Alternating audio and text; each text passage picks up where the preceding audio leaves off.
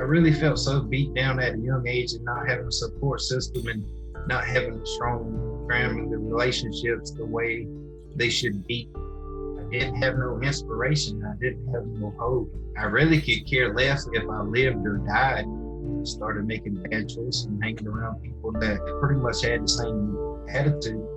I would never mistreat anybody from a race or anything like that, but being from the South, I had these preconceived ideas that, because a lot of people are told, well, the white people are better and all this stuff. There was a lot of stuff in the news and racial stuff. It was easy for me to start reading these ideologies. If I just let it consume me as a human being.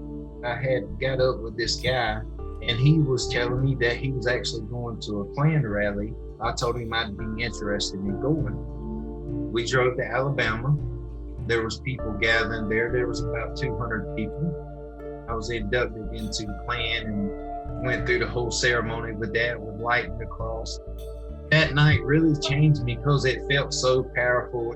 I felt like I was loved. It felt like that's where I belonged at. I started just digging in deep to the white supremacist ideology of we superior and we better than other races, and other races are subhumans. When you get involved with this, they'll show you these verses and videos of black people jumping on white people, learning more about Hitler and Germany or the Civil War, and just learning all of this history.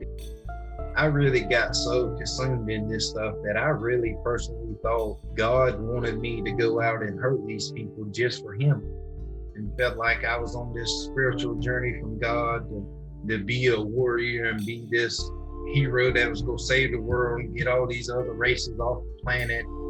He was telling me that Jewish people control the world and the banking system. There's a certain scripture that says something about Jews and synagogue of Satan. I had contacted the Imperial Wizard of United Clans of America, and I had told him that I wanted to do an act on a Jewish synagogue or whatever. I wanted to go in there and just hurt all these people with this weapon, thinking that they was the enemy.